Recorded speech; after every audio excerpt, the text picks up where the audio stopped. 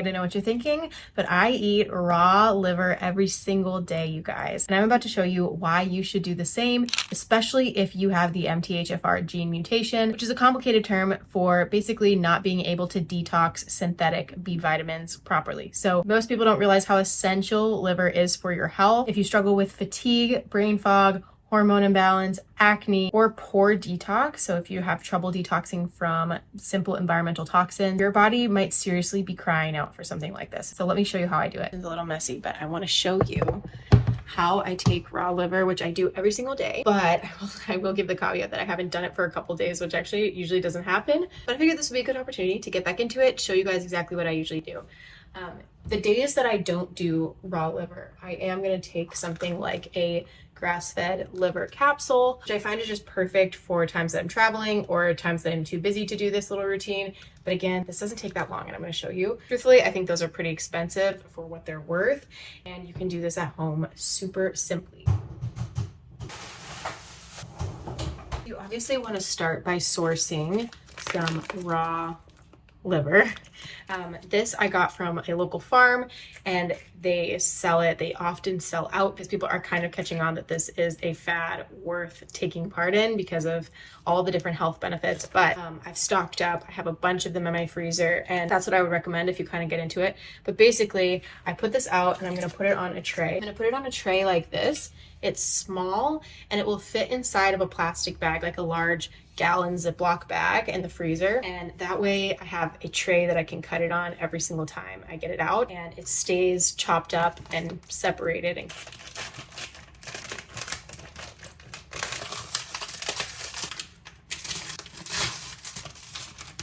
okay, so this is what it looks like all frozen up. You're going to want to wait for it to thaw a little bit before you cut it, but I'm gonna just put it here. You wait long enough, it's gonna de-thaw enough that you can actually just cut it with scissors, but I'm not gonna wait that long here for the purpose of this video, and I usually don't.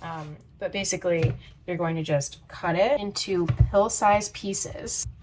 I probably should wait a little longer, but something like this. You'll just cut it into pieces that are about the size, often they end up not being the shape, but the size of capsules that you can just swallow. I'm gonna cut it into pieces that are this small. You get really good at it, you can actually make them bigger, but in the beginning, you just kind of want to start with small pill-sized pieces. And what I do is every night I will come out here and I will cut myself the amount for that night. But what you could do is you could cut the entire thing and just leave it here on the tray, put it in your Ziploc bag and lay it flat in the freezer so that they don't get stuck together, because that can be pretty annoying when they melt a little bit from being out and then get stuck together. You kind of want to leave them separated. This is why I kind of have started just cutting it every single time. It doesn't take that long. And Dr. Natasha actually recommends eating your palm size in liver every single day. Actually, for certain people, she'll recommend the entire hand in liver. You can see that would be quite a bit of liver, but that is probably what I do. I probably do my palm size. If you're struggling with hormone imbalance, your whole hand is actually what's recommended. And especially for people who have the MTHFR gene mutation, it's really important to be getting lots of B vitamins, since your body can't process the synthetic B vitamin. Getting it from a source like liver, which is probably one of the highest sources of B vitamins out there, in food form, which is much more bioavailable, you aren't going to need the synthetic ones, and you'll be able to absorb and assimilate these nutrients pretty well. I'll kind of show you how I take this now in just a minute, but usually I take this at nighttime before I go to bed. I find that nutrition helps me sleep, especially when I'm breastfeeding and have been pregnant. Taking it right before I go to bed keeps me full at night, and I think it helps me sleep as well. But some people find that it gives them energy, and so they prefer to take it in the morning. My son will literally eat probably the same portion size of raw liver as I do. He loves it, and I'm not joking with you guys. There's some health stuff that I kind of have to encourage him to eat. This is not one of them, which is weird, but he honestly loves it.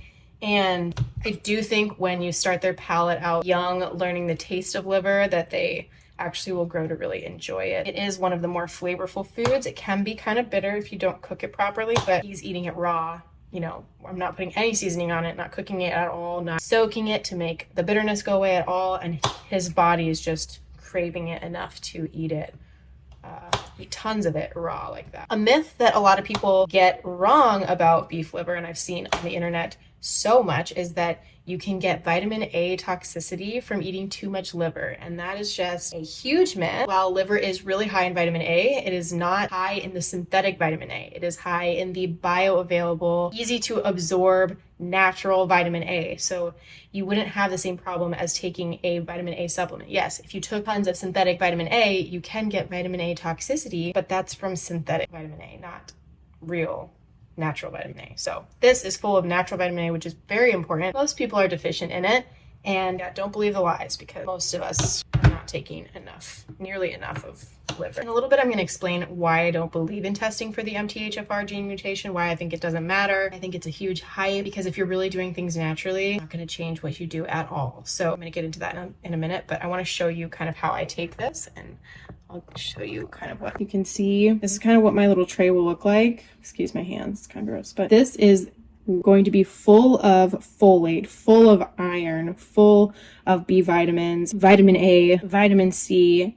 It is full of so many nutrients, you guys. Nature's multivitamin. That's what I like to tell people, is that if you are taking multivitamin, you should just switch to liver. Even if you take the capsules, I think it's so much better, and it's got so much more diversity of minerals and nutrients that all help you to absorb the other ones. So when you take like a multivitamin from the store, it might not actually have the right amounts and types of nutrients that help you to absorb the other ones. And liver, because it's a food, has the perfect proportion of all of those things. So that's why I think food-based is always better. But I want to show you kind of what I'll take it with.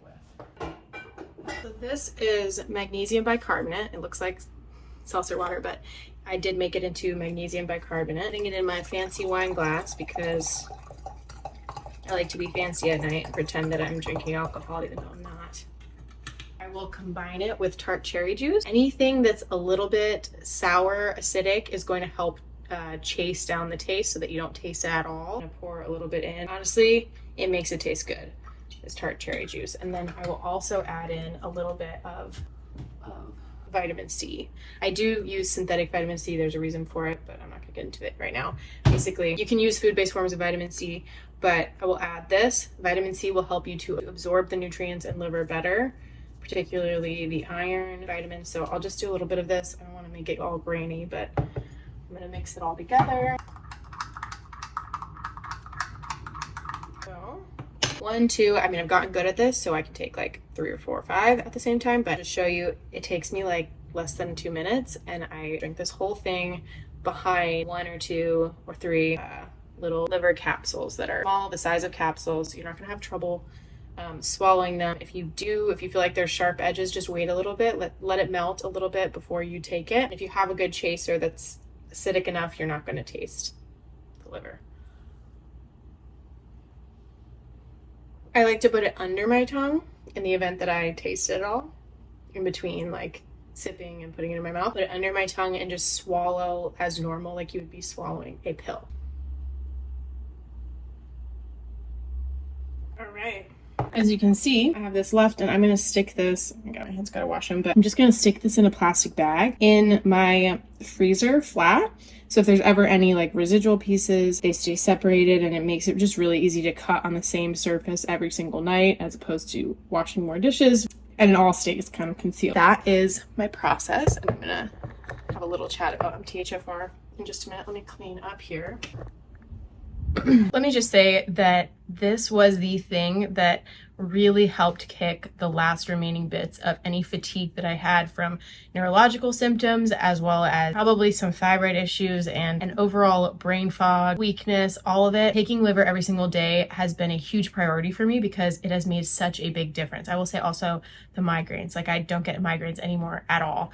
Even my periods were super painful for a while, and I noticed a direct correlation to having enough iron, B vitamins, and all the nutrients that are in liver leading up to my period. I would have much less painful periods. And so it's something that I don't miss most days. You know, like I said, I missed a few days, but it is something that I literally do not miss because it makes such a big difference, and I feel it pretty quickly. And I will say, even just the last couple days of not having it, I've noticed my mood dips a little bit, and it's just my body crying out for nutrients. And I think it's really important that we learn to identify the symptoms and signs that our body is crying out for something, whether it is more iron, more magnesium, whatnot. It's really important to get to know your body in that way. And that's something that over the last several years, healing myself naturally, that I've found I can tell right away when I haven't had enough liver, because I will be much more moody and much more irritable and a little bit snappier, and I just notice it. And really, it's my body needing nutrients. So let's talk about MTHFR for a second. Our culture is so obsessed with testing for everything. You know, we want to make sure that we're getting the right amount of this, and so we're going to test before and then we're going to test after. And honestly, I think a lot of that data is really helpful for research, but for the average person that doesn't have a ton of money to be spending on health stuff, I don't think it's all that important. And I think so many of these different fads, like finding out that you don't tolerate synthetic B vitamins or you can't detox folic acid and all of those things, they are helpful to know to some degree. But I think when it comes down to it, I personally would choose to have food-based sources of my nutrition anyway, regardless of whether or not I have a gene mutation or not. I don't know if I have MTHFR gene mutation. I have a sense that my husband does, because I've just seen his body be extremely sensitive to B vitamins and intake of liver and whatnot. I haven't tested. He hasn't tested. I don't think it matters to test. And really the reason is because I don't think it's going to change the approach. And this is the same approach that I teach people how to do in my Whole Health Blueprint coaching program. It's a 6-month coaching program that takes you through an entire blueprint for health, starting with your microbiome, moving to your detox pathways, and then we go into 2 of, I think, the main stumbling blocks that people hit on when it comes to their healing, which is, I believe, nervous system regulation and heavy metal toxicity. I think all of these things need to be incorporated in a really holistic program, and that's really what I'm seeking to do with this Whole Health Blueprint. So if that's interesting to you, if you want to get support in your healing journey, check out the link in the description to apply for the program, and we would love to have you. Now, if you want to learn more about the benefits of eating raw liver, I did a whole video on it and how it is so nutritious. I go into a lot more depth as to the nutritional quality of beef liver, how to source beef liver in a way that makes sure that it has optimal nutrition and whatnot. So go ahead and check out that video here. Thanks for watching.